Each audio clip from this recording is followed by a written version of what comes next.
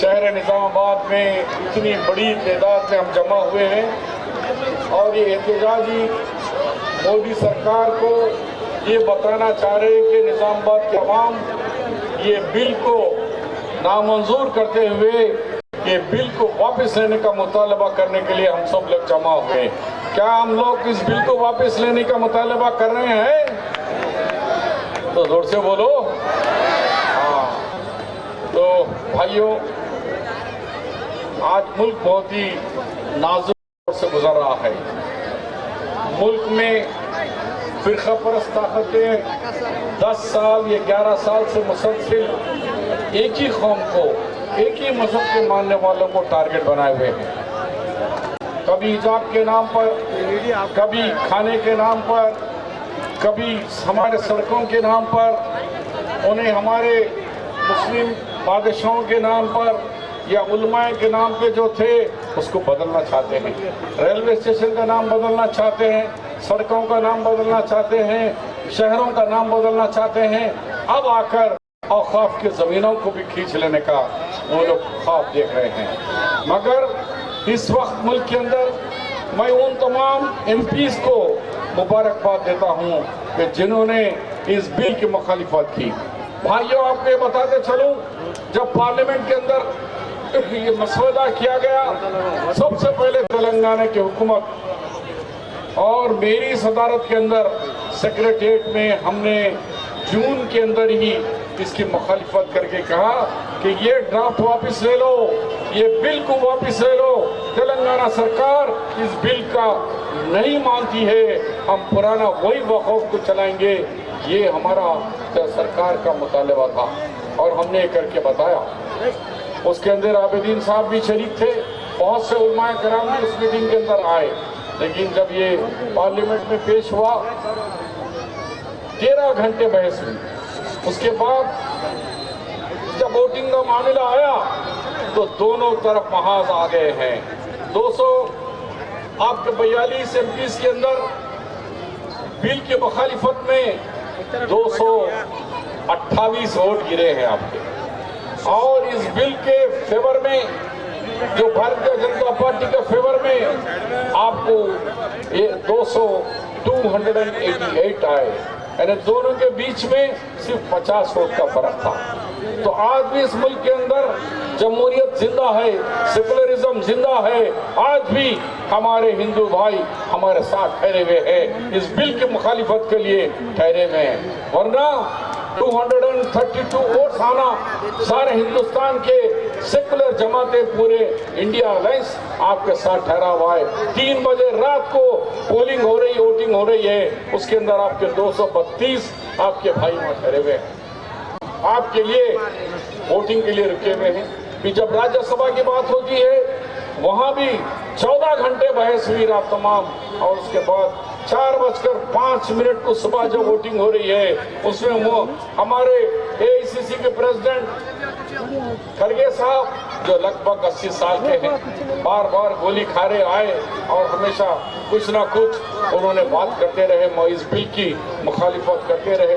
सोनिया गांधी जी भी लगभग 80 साल है, बीमार है, लेकिन वो भी रात के 4 बजे तक बैठकर हमारे साथ इस बिल की मुखालिफत में 95 राज्यसभा के MPs आपके साथ ठहरे हुए हैं, कंधा भी कंधा लगा के बैठे हुए हैं। और उसके फेवर में, इस बिल के फेवर में 128 वोट, 128 वोट उनके फेवर में गिरे हैं। तो मुकाबला है, हम एक हमारे मुसलमान MPs के जरिए नहीं है भाई, आपको सारे पार्टियों ने दिया है। पंजाब से, वहां से लेकर आपको तमिलनाडु तक बहुत सारे हमारे पार्टियों ने हमारा साथ दिया है। मुस्लिम पर्सनल लॉ के बिल को उन्होंने खारिज करने, वापस लेने का मुतालबा हमारे साथ किया है। हम अभी हम ही अगर कहते रहेंगे तो हम बिल को वापस लेने के लिए, जब तक जितने जमातें हमारा साथ दिए उनका हम शुक्रगुजार होना चाहिए, उनके साथ मिलकर हमको इस लड़ाई लड़ना है। ये जमहूरी मुल्क के अंदर जमहूरियत के साथ ही हम बिल हासिल कर सकते हैं। मोदी जी, मैं आपसे सवाल कर रहा हूँ कि आप क्यों एक मजहब के दुश्मन बने हुए हैं? क्यों जब एक एक दुश्मन के मुसलमानों को टारगेट हमेशा आप बनाने की बात करते हैं। आपकी जमात हमेशा मुसलमानों को देशद्रोही की बात करते हैं। मैं ये पूछना चाह रहा हूँ, जब 1947 आजादी की लड़ाई हो रही थी, तुम्हारी जमात का एक आदमी भी जेल नहीं गया, बल्कि माफी मांगने वाली तुम्हारी जमात है और जेलों को जाने वाली हमारी जमात, हमारे उलमाए कराम, हमारे मशाइखीन, हमारे मौलाना अबुल कलाम आजाद, नेहरू जी, गांधी जी, ये लोग थे जेलों में इस आजादी की लड़ाई में। लेकिन ना जनसंघ, ना हिंदू महासभा, ना अब है सो अब बीजेपी की पार्टी का नाखून भी शहीद नहीं हुआ उनका, एक खतरा खून भी देश के लिए नहीं बहाए, लेकिन बहाए हम लोगों ने। और हमको कह रहे कि हुब्बुल वतनी क्या है। मोदी जी, आपने देख लिया कि हमारे पड़ोसी मुल्क में पाकिस्तान के कुछ टेररिस्ट अड्डों से लोग आकर हमारे मासूम 26 लोगों को पहलगाम के अंदर उनको हलाक कर दिया गया। उनकी बीवी के बच्चों के उनके सामने उनको गोलियों से मार दिया गया है। ये बड़ा अफसोस है।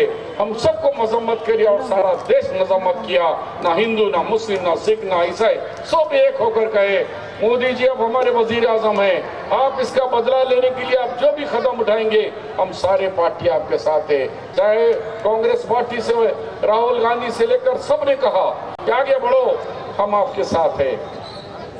मोदी जी ने सिंदूर मिशन बनाया और उसके अंदर हमारी भारत की बेटी, हमारी बहन कर्नल सूफिया कुरैशी को उसका जिम्मेदार बनाया।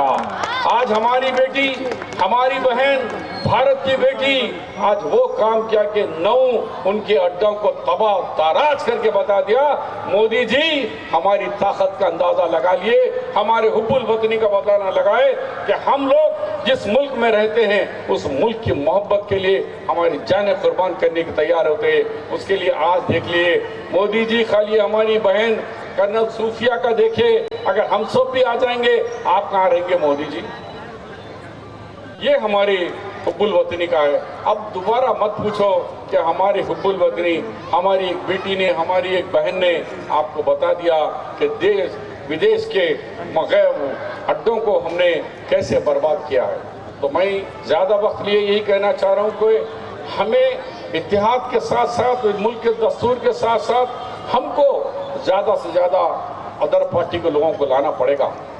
किसी एक पार्टी से नहीं आ रहा, कांग्रेस भी है, तृणमूल भी है, सीपीआई भी है, सीपीएम भी है, आपके तमिलनाडु वाले भी हैं, केरला वाले भी हैं। सारे मुल्क के हमारे लोकसभा और राज्यसभा के एमपीस ने इस बिल की मुखालिफत के लिए वोट दिया है। हम उनका भी एहतराम करना है, उनको भी साथ लेके चलना है। हम खाली हमारा हम ही है तो नहीं होगा। और ये क्यों हो रहा है, इसके जिम्मेदारों को भी सोचना होगा आपको। जब तक कांग्रेस इस मुल्क के अंदर हुकूमत करी 73 साल, कभी किसी को मस्जिद के लिए इजाजत की जरूरत नहीं पड़ी, ईदगाह की इजाजत के लिए जरूरत नहीं पड़ी, कहीं दरगाह के बनाने के लिए इजाजत की जरूरत नहीं पड़ी, कहीं झंडा गाड़ने के लिए इजाजत की जरूरत नहीं पड़ी। लेकिन आज हमको पूछा 300 साल मस्जिद भी है तो उसका आपको कागज बताना पड़ेगा। तो हमारे से भी कुछ चूक हुई है। हमने हमारी पार्टी को, सेकुलर जमातों को कमजोर करा है। आज उसकी वजह से आज हमें ये सवाल किया जा रहा है। आप 70 साल के अंदर कभी पूछे कोई मस्जिद का परमिशन कोई लिया? हमें जहाँ समझते थे हम वहाँ मस्जिद बनाते थे। कभी पूछे कौन सा गोश्त खाना, कौन सा नहीं खाना? कौन से स्कूलों को, मदरसों को पूछे कि हमको परमिशन दो? कोई नहीं लिया परमिशन देश के अंदर। क्यों? कांग्रेस की सरकार, आपकी बनाई हुई सरकार, सेकुलर पार्टियों की सरकारें थी। आज आपको वो सोचना होगा हम कहाँ कमजोर हो रहे हैं, कहाँ हमसे चूक हो रही है, इसके अंदर हम कितने जिम्मेदार है, फिरका परस्त ताकतों को मजबूत कराने के लिए हम कितने जिम्मेदार है, वो भी आपको सोचना पड़ेगा। आज मुल्क सोचने का है।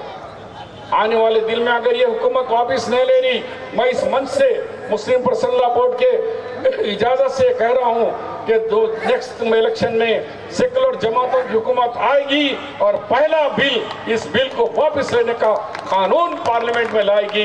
ये हमारा वादा है। और मैं पर्सनल लॉ बोर्ड से भी कह रहा हूँ कि राहुल गांधी जी से लेकर पूरे लोग कश्मीर से कन्याकुमारी तक इस बिल की मुखालिफत में, इस बिल की वापसी के लिए आप जो भी हुक्म देंगे, जो भी प्रोग्राम बनाएंगे, सारी कांग्रेस पार्टी कश्मीर से कन्याकुमारी आपके साथ है, आप लोगों का करेंगे। मैं भी कांग्रेस के यूनिट से कह रहा हूं कि जहां जहां ये मुस्लिम पर्सन लॉ को जो भी दे रही है कि प्रोग्राम्स हो, चाहे वो इंसानी जंजीर हो, चाहे वो एहतिजाजी प्रोग्राम हो, जो प्रोग्राम भी आप देंगे कांग्रेस पार्टी भरपूर कश्मीर से लेकर कन्याकुमारी तक आपके साथ है।